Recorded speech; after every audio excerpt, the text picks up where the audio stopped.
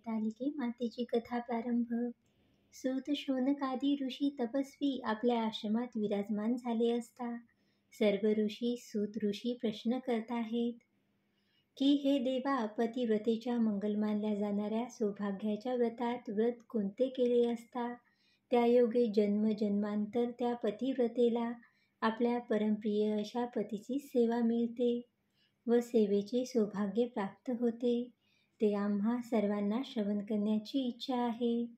कृपा करून उत्तम कथा सांगावी. सुताने देवाधीश श्री शंकराचे स्मरण केले. त्याचवेळी तिथे आले त्रिभुवन गमन करीत नारद मुनी. त्याच मार्गाने कैलास पर्वतातून तिथे आले.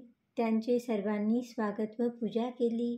तेव्हा त्यांना सर्वांनी याविषयी विचारले असता नारद म्हणाले, धन्य तुमचे भाग्य की आता ही कथा भगवान शंकराने पार्वती मातेला माझ्यासमोर कथन केली. ती कथा अखंड सौभाग्य वैभव व पतिव्रतेला महान स्थान प्राप्त करून देते अशा दिगंबराच्या स्वमुखाने ऐकली. ती आता सूत सनकादिक मुनींनो, तुम्ही शांत चित्ताने ऐका. एके दिवशी पार्वती कैलास पर्वतावर बसली होती. पार्वतीने शंकराला विचारले, महाराज, सर्व व्रतात चांगले व्रत कोणते? श्रम थोडे आणि पुष्कळ असं एखादं व्रत सांगा. आणि मी कोणत्या पुण्याने आपल्या पदरी पडले हेही मला सांगा. तेव्हा शंकर म्हणाले, हे प्रिये, जे व्रत अत्यंत गुप्त असून केवळ माझे सर्वस्व आहे असे एक अत्यंत उत्तम प्रतीचे व्रत मी तुला सांगतो. त्याचे तू श्रवण कर. जसा नक्षत्रात चंद्रश्रेष्ठ, ग्रहात सूर्यश्रेष्ठ, देवात विष्णुश्रेष्ठ, नद्यात गंगा श्रेष्ठ, त्याचप्रमाणे हरितालिका हे व्रत सर्वात श्रेष्ठ व्रत आहे. तू माझी अत्यंत प्रिय असल्याने तुला ज्या व्रताने माझे अर्धासन मिळाले ते व्रत तुला मी सांगतो. भाद्रपद महिन्यातील शुद्ध तृतीया हस्त नक्षत्रयुक्त असली म्हणजे त्या दिवशी हे व्रत केले की सर्व पापापासून मनुष्य प्राणी मुक्त होतो. ही पूजा सर्व सुवासिनींनी तशी कुमारिकांनी सुद्धा करण्याची असते.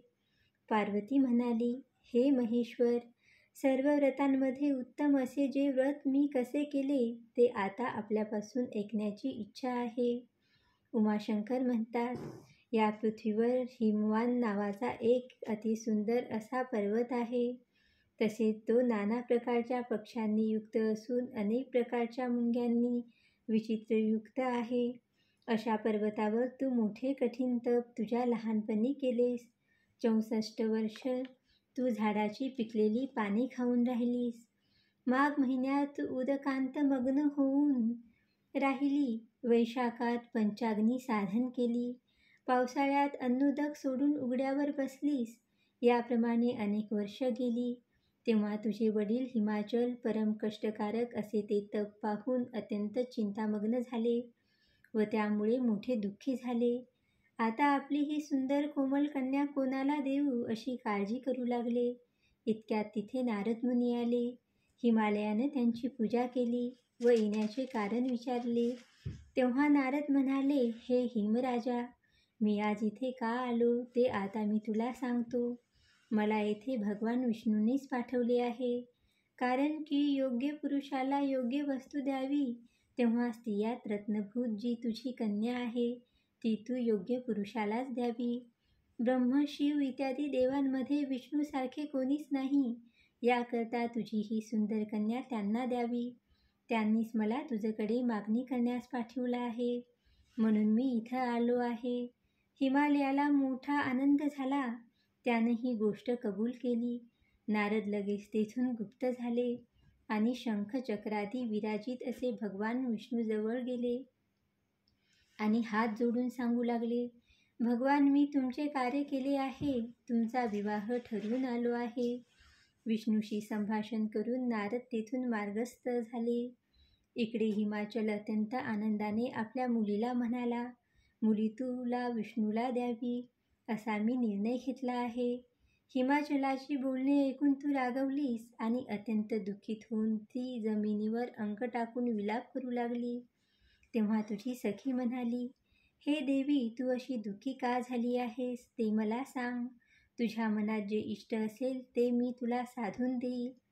यात शंका बाळगू नकोस. पार्वती म्हणाली, सखी तू माझ्यावर फार प्रेम करतेस. तेव्हा माझ्या मनात काय आहे हे मी तुला सांगते. महेश्वरालाच माझा पती करावा असा माझा निश्चय आहे. माझ्या पित्याने माझे लग्न दुसरीकडे ठरवले आहे, म्हणून मी आता देहाचा त्याग करते. पार्वतीचे वचन ऐकल्यावर तिची सखी म्हणाली, तुझ्या पित्याला जो प्रदेश माहीत नाही अशा प्रदेशात आपण जाऊया. मग तुझ्या सखीने तुला मोठ्या अरण्यात नेले.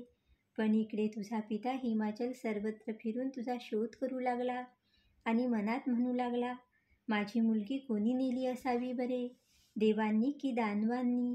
किन्नरांनी नारदाजवळ मी तिला विष्णूला देण्याचे कबूल केले आहे. आता विष्णूला काय सांगावे? इकडे तुम्ही सखीसह घरातून जी निघालीस ती जाता जाता मोठ्या घोर अरण्यात आलीस. तेथे तुला एक नदी दृष्टीस पडली. जवळच एक गुहा आठवली. त्या गुहेत तू तुझ्या सखीसह त्या गुहेत जाऊन तू उपवास केलास. तिथे तू तुझ्यासह माझे वाळूचे लिंग स्थापित केले. नंतर नाना प्रकारचे पुष्प आणि फळांनी तू माझी पूजा केली. रात्री तू आपल्या सखीसह रात्रभर तू येथे गीत वाद्ययुक्त जागरण केलेस. नंतर मी तिथे आलो आणि तुला मनोवांछित वरदान मागण्याकरता सांगितले. तेव्हा तू म्हणालीस, तुम्ही माझे पती व्हावं याशिवाय माझी दुसरी कोणती इच्छा नाही. नंतर ती गोष्ट मी स्वीकार केली आणि गुप्त झालो. दुसऱ्या दिवशी तू ती पूजा आपल्या सखीसह विसर्जन केलीस. नंतर तू आपल्या मैत्रिणीसह उपवासाचे पारायण केले. इतक्यात तुझा बाप तिथं आला. त्यानं तुला रागावून या घोर अरण्यात येण्याचे कारण विचारले. मग तू सर्व हकीकत सांगितलीस. पुढं त्यांनी तुला मलाच देण्याचं वचन दिले. नंतर तुला घेऊन घरी गेले. मग काही दिवसांनी त्यांनी चांगले मुहूर्त पाहून तुला मला अर्पण केले. या व्रतानं तुझी इच्छा पूर्ण झाली. यात हरितालिका व्रत असे म्हणतात.